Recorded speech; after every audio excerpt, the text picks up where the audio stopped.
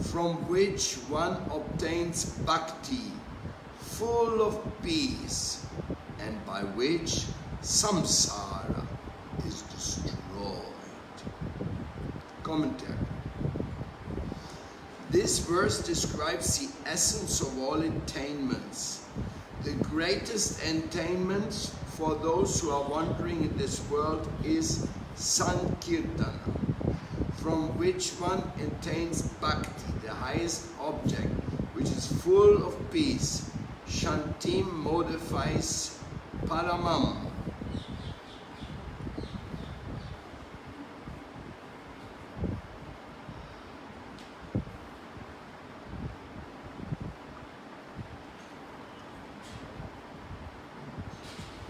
Kritadishu prajarajan kalau ichanti sambhavan kalau kalu bhavishyanti narayana parayana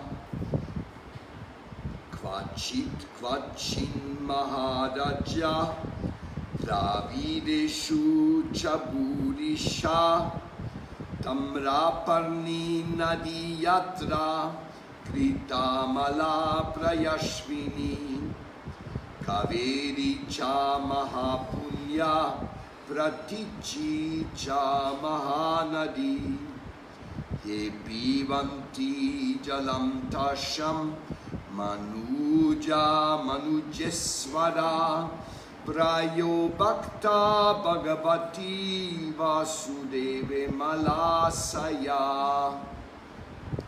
Translation. O King, the inhabitants of Satya Yuga and other ages eagerly desire to take birth in the age of Kali, since in this age there will be many devotees of the Supreme Lord Narayan. These devotees will appear in various places, but will be especially numerous in South India and Bengal. O Master of Man, in the age of Kali, those persons who drink the waters of the holy rivers of South India, such as the Tamrapurni Kritamala, Payashvini, the extreme pious Kaveri, and the Pratichi Mahanadi, will almost all be pure-hearted devotees of the Supreme Lord Vasudeva. Commentary.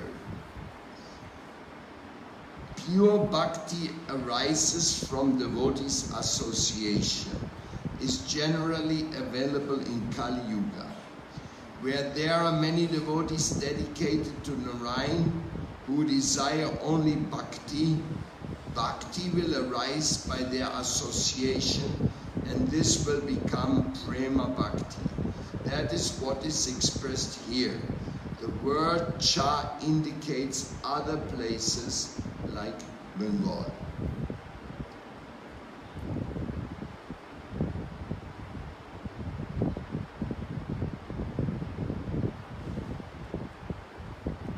Madhyanativinandasya yananjana shalakaya shamshumilitam jane tasmai Sri Gurave Namaha. Sri Chaitanya Manupistam Stapitam Jena Bhutale Swayam Rupa Kadamayam Tadati Svapadantikam. So, this is concrete information. Beyond the shadow of a doubt, sankirtan, congregational chanting,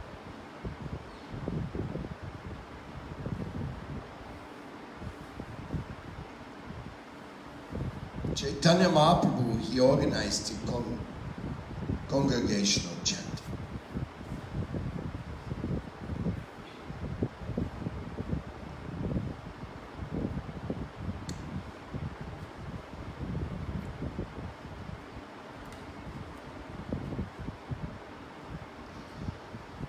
Now, the conclusion of this verse is, a associate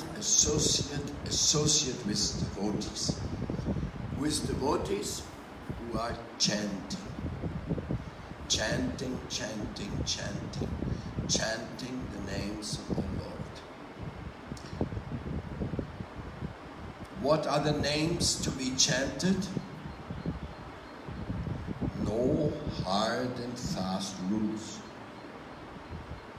This is not a sectarian movement where we fight about should chant this mantra or that mantra or this name or that name. No.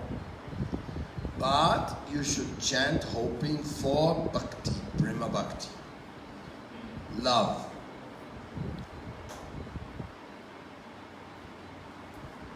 I just got a song which was sent to me this morning by my friend Chuchu Merchant. The song is called Only Love.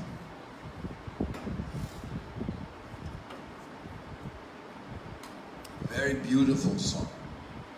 I can share it with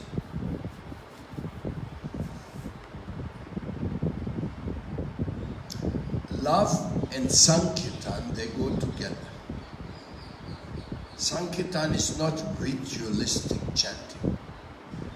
It is ecstasy, surrender,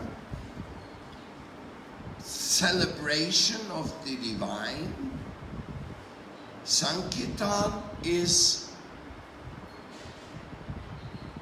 divine kindness manifesting by Kali Kalera Nama Rupa Krishna Avatar. In this age, the name is Avatar. The name itself is the incarnation. So, if Krishna comes in the form of his holy name, then we should chant this name. He has 1,000 names, Vishnu Sahasranam, and millions of names, because anybody in the world in having an invocation to the divine by his attempt of pronouncing some of his names will be accepted. The divine is always accepting the prayer of the devotees.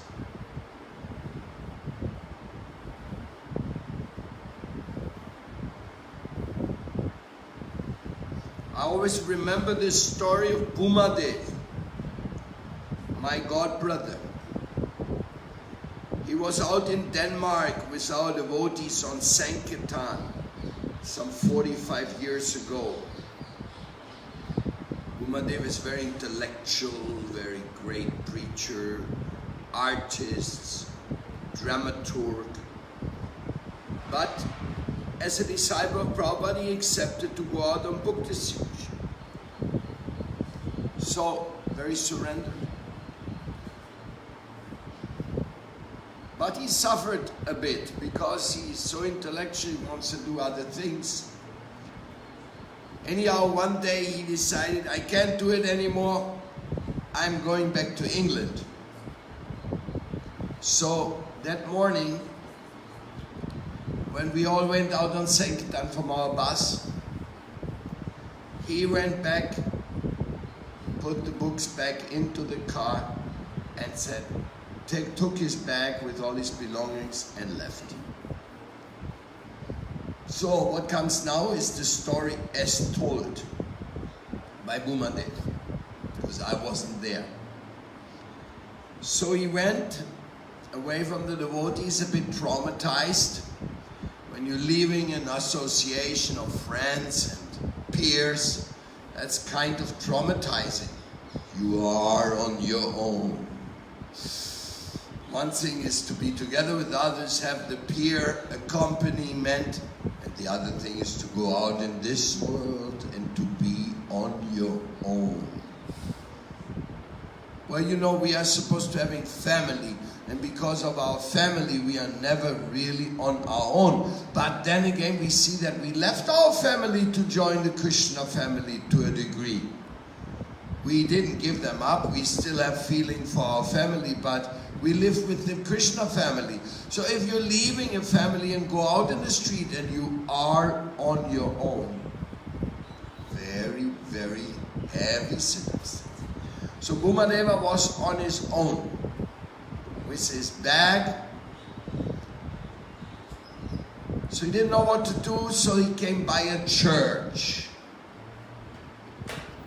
And he said, let me sit in the church and think it over, my new situation. So he went in. It was 11 o'clock in the morning. And he was just thinking, oh my God, what you want me to do in life? At that moment, the doors of the church opened. And some 50, 60 kids came in from the special hospital, means where Down syndrome and many other sick children are. So they had specially reserved a church visit. So here they came, a whole bunch of kids, and they were all sitting next to the benches where Bhumadeva was sitting. And then he saw how they were chanting something, each one according to their capacity. The teacher was said, okay, let us sing. And he saw them, strange pronunciation. Some of them don't speak very well, spastics and all that. And when he saw all of these kids trying to connect the Lord in their diverse karmas, he said, what I'm doing, I'm going away from sankirtan where I can tell everybody about Lord Krishna. He was deeply shocked and touched. He ran back to the car, put in his things, got his book bag out and went back out on sankirtan. So he left for a very short time only. And in the night he told us that story. And that day he did more sankirtan than any one of the others. He was so enthusiastic.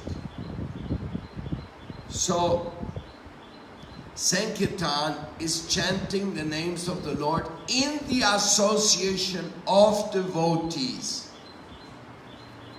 as much as possible. Because the association of devotees means also there has to be some service. You cannot associate with devotees practically without accepting some kind of service. This is natural.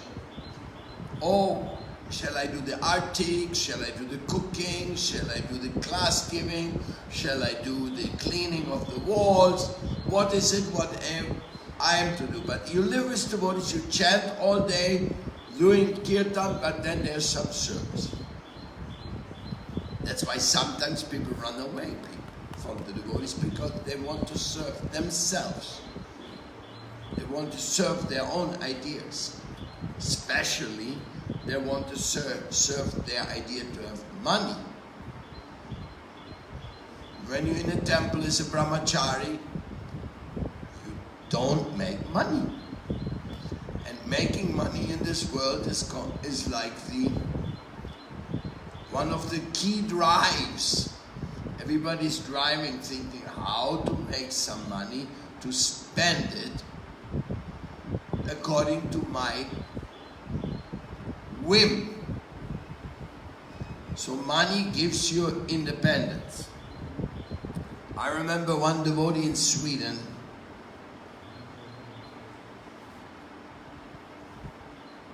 very nice guy.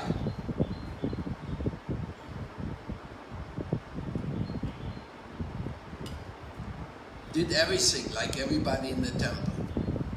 But one day he left. So I met him in the street.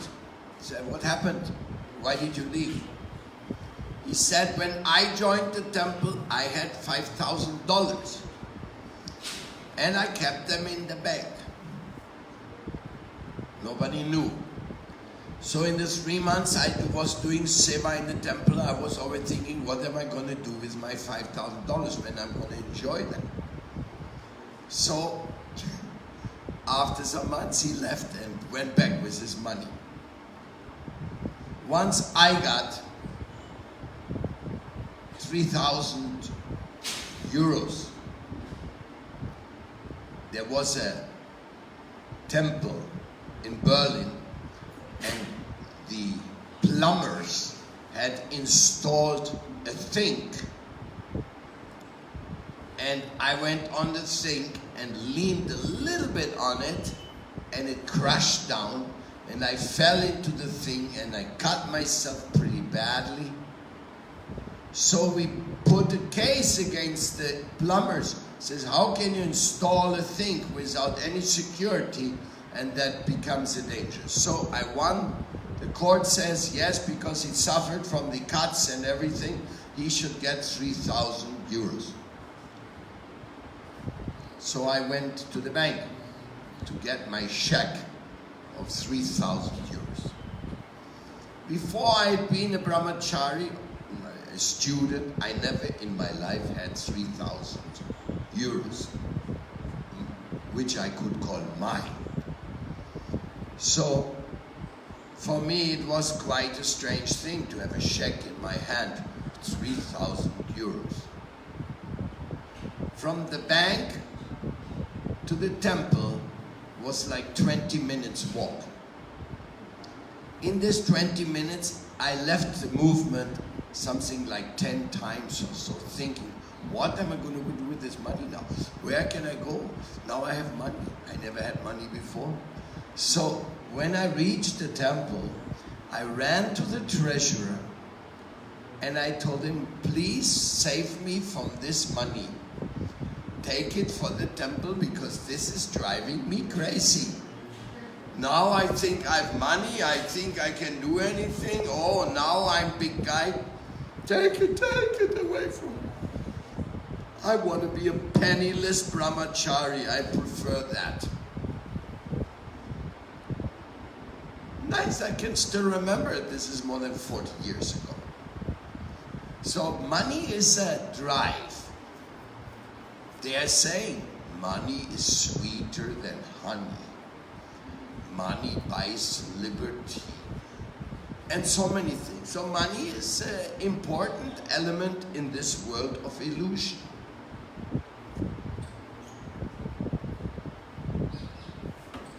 Therefore, when you do service to the devotees and you don't put money as the goal of your life, you get a very special benefit. Very special benefit. And if you are out in this world there and you have to make money, you are earning money, every time you get a paycheck, you have to think very carefully, who is the enjoyer of this paycheck? How much of this money shall I bring to the temple as a donation for some book printing or for whatever service that's there, prasadam distribution? Because every money is meant to be spent for some reason. Money is not there to just keep it sitting. No, it's useless. Only the banks will steal it in the end. The banks are very expert in stealing money from the people. So money is there to be spent. But question is how you want to spend it. For Krishna or for yourself, or like in this material world, many times money is spent to make more money. This is one of the biggest entertainments of the capitalistic society. Yes, I invest and then I get more and more. And in this way, people are very captured by this. More. But they get more and more, but they never spend. Or they spend to make more. Buy another company, buy another building, buy this, buy that, buy. But they never make any use of the money for some purpose. Because making more is no purpose. It doesn't satisfy the craving of the heart. Means if you die while your money is making more money, so what benefit you have? Oh, I can leave a nice inheritance to my children. My more money became what I left to my family. So, what is the use of that? We need the real. We need the real dedication to our goal of life and spend our money on it also. If we can get some more money, then spend it also. And if there's no money left, so what? Money will come again. You'll make it again, or somebody will give it to you, whatever. But important thing is this. Sankirtan is a movement of chanting. And the chanting is a very special prayer. Oh my Lord, please let me be an instrument of your love. And then we chant together. And dance.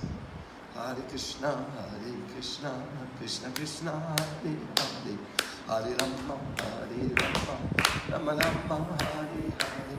Hare Krishna, Krishna Krishna, Hare Hare.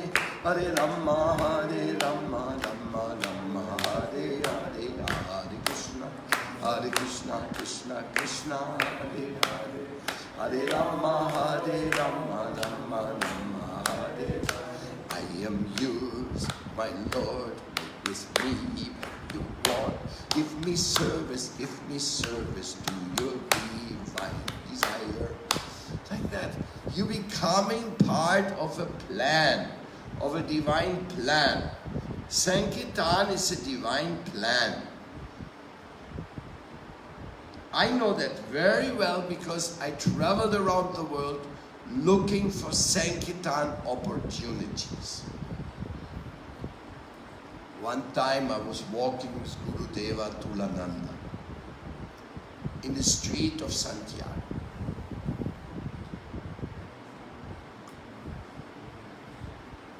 At that time we had a temple in Puente Alto, which was an hour outside of the city, pretty far. And very few people used to come there. So we were thinking, hey, we have to have a place of preaching in the center. So we went down a little street, or a big street, called McIver. And there in a big building, there was a little shop. And it said for rent. So somehow or other we got in, and before we knew it, we had rented this little shop. And that was the first big preaching center. That's where Krishna Kirtan became a devotee, and many others. It was a teeny little room, like 1/4 of this room, and had a second floor. So upstairs we were preaching, downstairs we were selling some items, some food items. So it was nice. Later, by the arrangement of Krishna, we also rented the house behind where you could go in. It was a big house, not for long. But you just walk in a street in the spirit of Sankirtan. Oh, then you find it. Same thing happened to me when I was walking down the street with Gorky Shore in Lima, Peru. We were thinking, we want to preach. At that time we were staying in his flat, which he had from his mother, which was in a big building, top floor. But it was a building you could not invite the public. So we need a preaching center. So we had a little money, $1,000. So we walked down through the city of Lima, because before there had been a nice preaching center in the center of Lima where we had also visited. So we wanted to have something. So there was this sign. It says, Traspaso de, how you call this, where they eat fish in Peru. This has a special name, huh? No Peruvian here? ¿Dónde? ¿Ah? Cevichería. Dijo, traspaso de cevichería. Wow, maybe we can get that. So I went into the door, Hirón Callao, and I went, they told me the owner is living in the back. He was a Mr. Melon. So we told him, oh yeah, we want to get a place here. So he said yes, and he wanted $1,000 to transfer the cevicheria. The cevicheria was so unbelievable. It had no floor, it had nothing. It was such an amazing place. But it was in a main road, just 2 blocks down from the president of Peru and Hirón Callao. So we gave him the money, we made the transfer, and here we have the Hirón Callao, which until today is an important preaching center of Lord Chaitanya Mahaprabhu in Lima. So many devotees became devotees there. Tapasvi Maharaj, Badarayani, and many others, Prapanna, all of them joined there in the cevicheria. Then, after I rented the cevicheria, I went to a shop which was selling broken buildings. You know, when they break the buildings, they take all the stuff, the doors, the windows, and they sell them. So I walked into a building like that, and there was a mountain of carved wood just thrown there, which they had ripped out of some building. And it was Cedro Nicaragua. Cedro Nicaragua is one of the best woods of South America, Central America.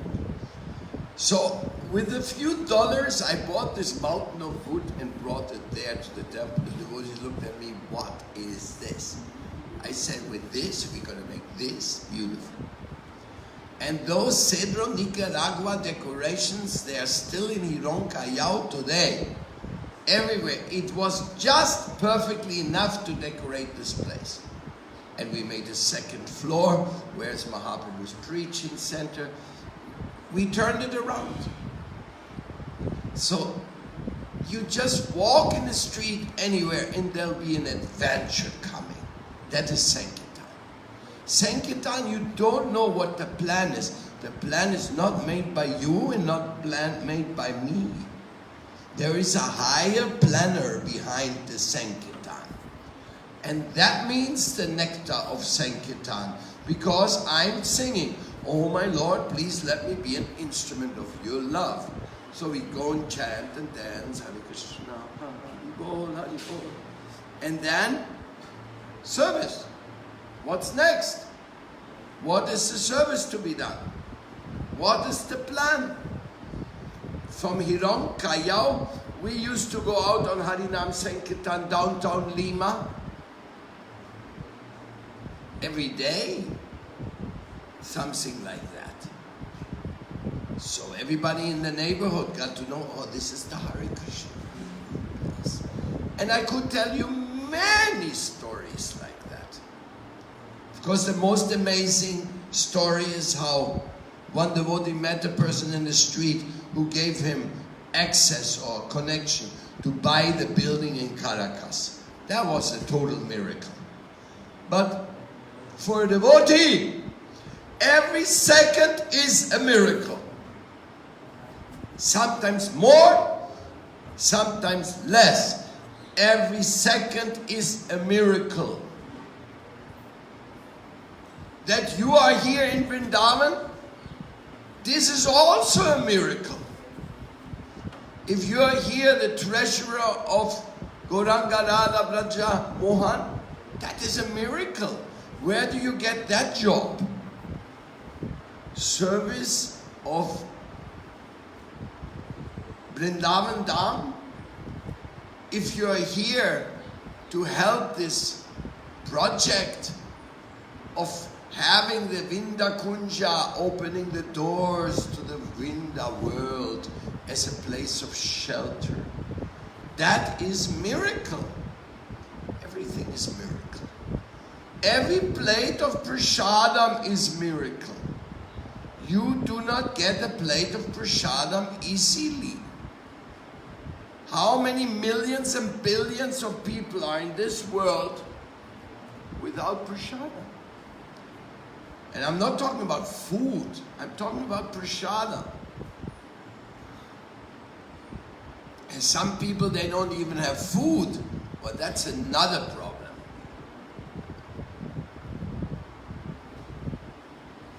But prasadam is transcendental food. When you eat it, it can change your heart. You can have a real change of heart. That is what sankirtan does to us. Therefore, this verse says it so clearly. In this age of Kali, sankirtan is not to be ignored. So if you're a kirtaniya, you're lucky. But don't sing for name and fame. Sing for praying, for service. People say, oh, he's a good singer, he's a good singer. But is he a good devotee? Is he doing great service? Maybe yes, maybe no. So we should not pay too much attention to the musical part of it. Only we do the musical part to keep a little rhythm. Like I play the charango so that people can sing along in the melody. It helps, because many people are not good melody singers.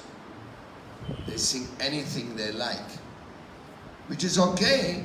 As long as you sing and dance, it's all okay. So Prabhupada gave us the movement of sankirtan. That is his connection.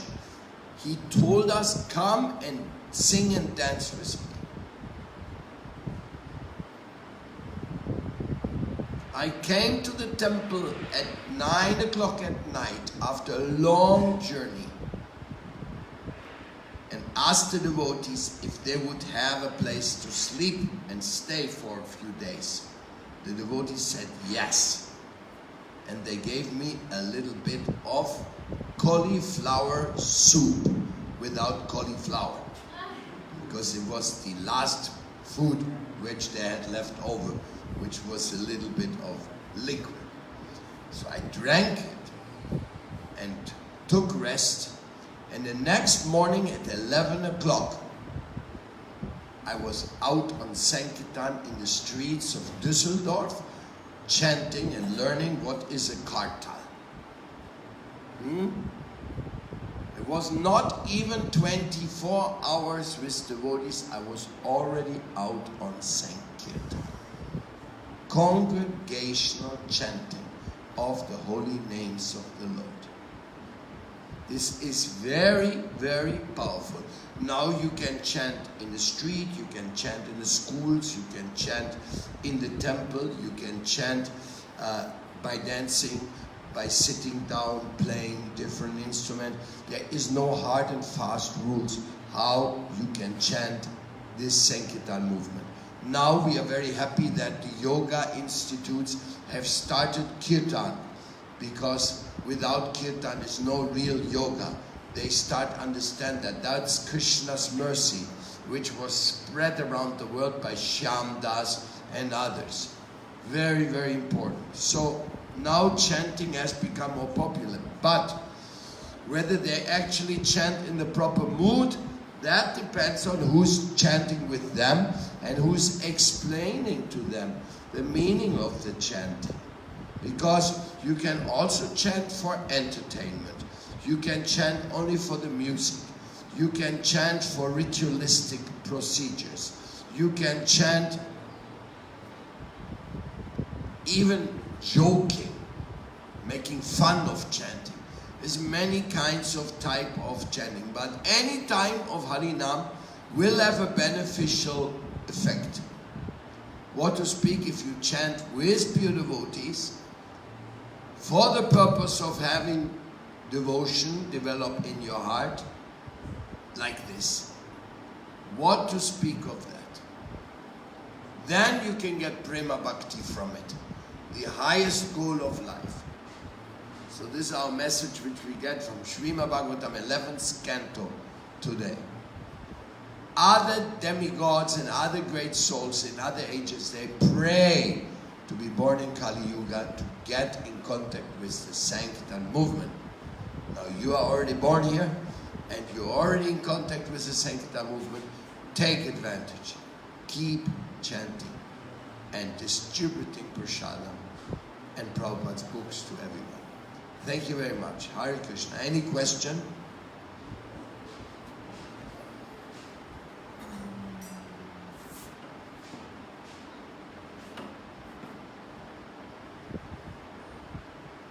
No questions?